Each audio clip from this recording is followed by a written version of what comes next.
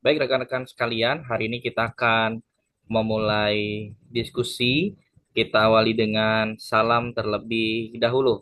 Assalamualaikum warahmatullahi wabarakatuh. Selamat siang, salam sejahtera untuk kita semua.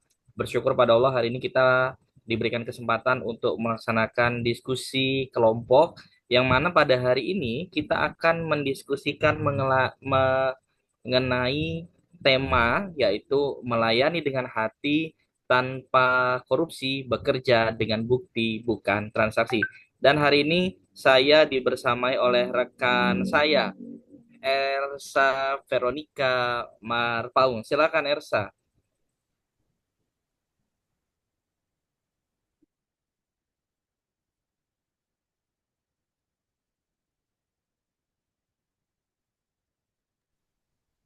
Nampaknya masih ada kendala oleh Esra. Baik, untuk menghargai waktu, diskusi akan saya pandu untuk sementara waktu sambil menunggu Esra mempersiapkan diri. Topiknya memang cukup krusial, rekan-rekan sekalian.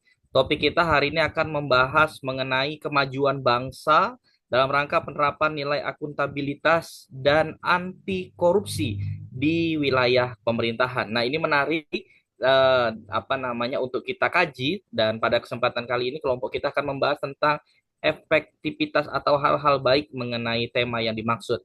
Hari ini hadir sebagai pemantik ada rekan kita Elsa Putri Sipahutar.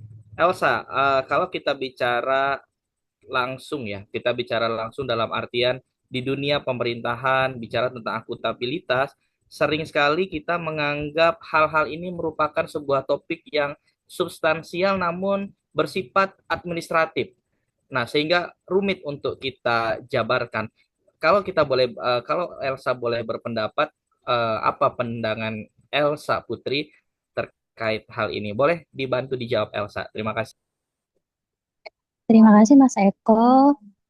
Sederhananya, akuntabilitas itu adalah pertanggungjawaban di pemerintahan. Setiap rupiah uang rakyat dan setiap menit waktu kerja ASN harus bisa dibuktikan hasilnya.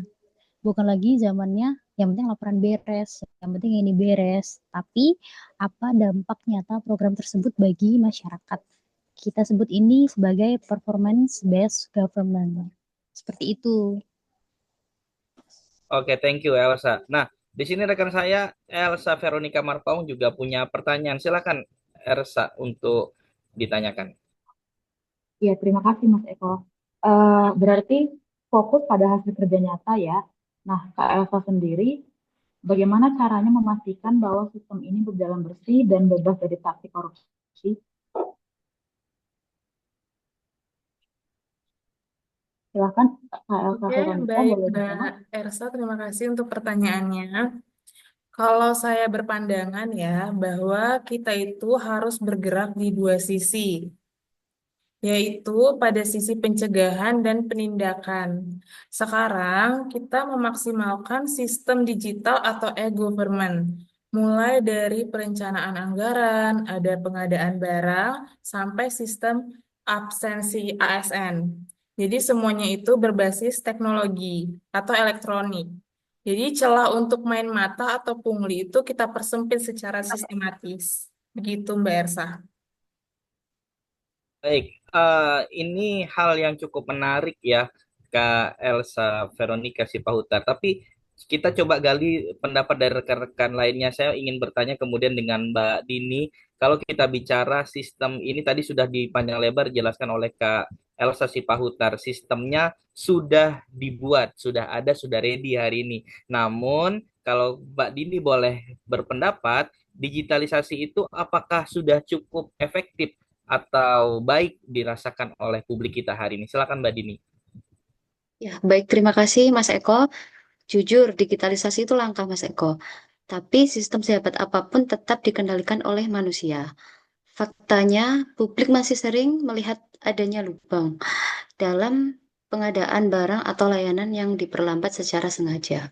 Akuntabilitas baru benar-benar terjadi jika masyarakat diberi akses penuh untuk ikut mengawasi. Misalnya, lewat kanal aduan yang responsif dan transparan. Begitu, Mas Eko. Oke, baik. Mbak Eh, Dini. Silakan Kak iya, Esra. Kemudian. oke. Ini cukup kritik yang tajam ya dari Mbak Nidi. Nah, kalau boleh, saya juga ingin tahu pendapat dari salah satu ASN muda, Kak Elsa Putri, kira-kira bagaimana menghadapi godaan korupsi atau tekanan kerja sehari-hari. Silakan Mbak Elsa Putri dijawab. Ya, oke, Kak Esra. Jadi menjadi ASN di era sekarang ini itu tantangannya cukup besar ya, Mbak. Godaan seperti uang terima kasih dari warga agar urusannya cepat itu sering ada. Tapi bagi saya dan rekan-rekan ASN muda, integritas adalah harga mati. Kami menerapkan prinsip menolak dari awal ketika sistem kerja sudah jelas estimasi waktunya dan transparan biayanya. Warga pun perlahan paham bahwa mereka tidak perlu memberi pelicin. Seperti itu, Kaisra. Oke, baik. Saya ingin menambahkan lagi Kak Estra.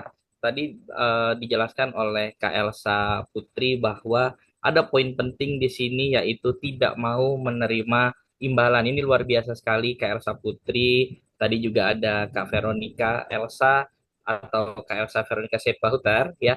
Kemudian ada Kak Dini yang sudah memaparkan panjang lebar dan menyampaikan tadi bahwa pemerintah hari ini memang mencoba membina mentalitas para aparatur sipil negara kita, baik itu pegawai negeri sipil maupun pekerja dengan perjanjian kontrak atau P3K seperti itu, dengan apa namanya moto yang sering kita kenal dengan tagline berakhlak ya, kira-kira begitu. Nah, kalau kita boleh berbicara lebih jauh, saya ingin bertanya kemudian dengan Kak Elsa Veronica Sipahutar terkait keselarasan daripada sistem yang akuntabel tadi seperti apa Kak? Kalau boleh Kakak jabarkan.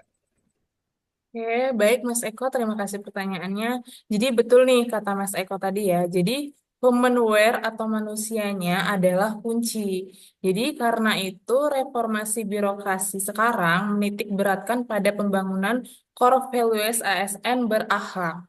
Di mana huruf A pertamanya itu adalah accountable.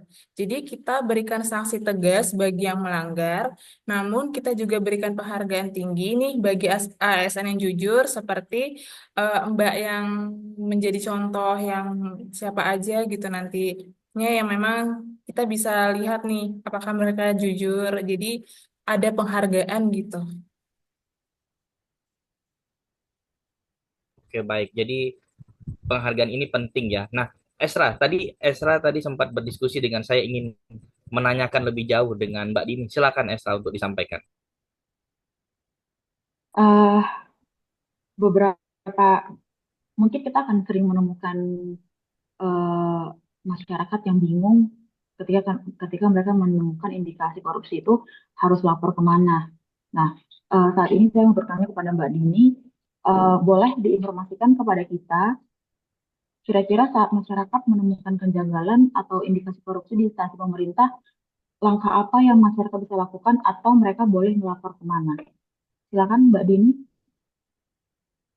Asra, kalau menurut saya laporkan langsung melalui platform resmi seperti wbs.go.id, whistleblowing system, atau seperti aplikasi lapor.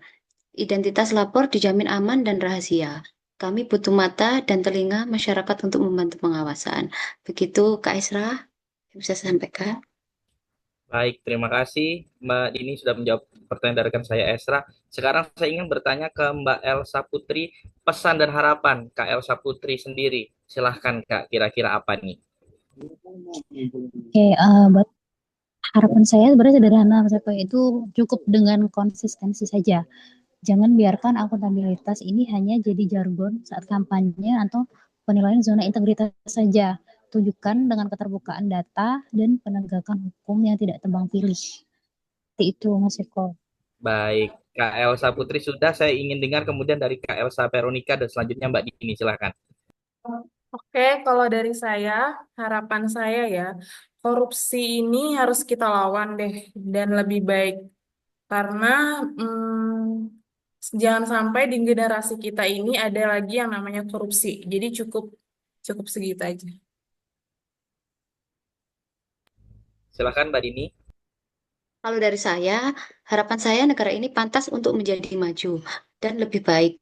Oleh sebab itu, mari kita budayakan akuntabilitas kerja di lingkungan kita. Baik, terima kasih kepada rekan-rekan atas diskusi hari ini. Selanjutnya rekan saya Esra Veronica Marpaung silakan untuk memberikan kesimpulan. Oke, baik. Terima kasih teman-teman untuk semua opini, pendapat, ataupun kritik yang boleh disampaikan. Izinkan saya menjabarkan kesimpulan dari diskusi kita hari ini. Jadi kesimpulannya adalah mewujudkan pemerintahan yang bersih dan akuntabel bukan hanya tugas satu instansi, melainkan kombinasi dari sistem digital yang kuat, integritas aparatur yang kokoh, serta pengawasan aktif dari masyarakat. Eh, jadi kita sebagai ASN, sebagai masyarakat, kita boleh mengawal ini bersama. Maka dari itu, saya dan rekan saya Mas Eko izin pamit undur diri. Sampai jumpa di ruang publik di kesempatan lainnya. Saya dan Mas Eko pamit undur diri. Terima kasih. Baik, terima kasih semuanya. Wabillahi taufiq wal hidayah. Wassalamualaikum warahmatullahi wabarakatuh. Waalaikumsalam warahmatullahi wabarakatuh. Terima kasih semuanya. Terima kasih.